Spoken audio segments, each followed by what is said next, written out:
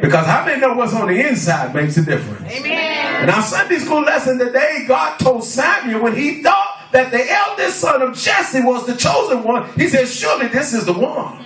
Then God said to him, hey, I have not chosen him, for man looketh on the outward appearance, but God looks at the heart. Amen. So don't be deceived today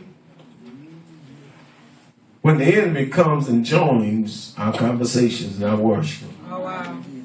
Amen. Because he's able to transform himself into an angel of light. He can look sanctified. He can put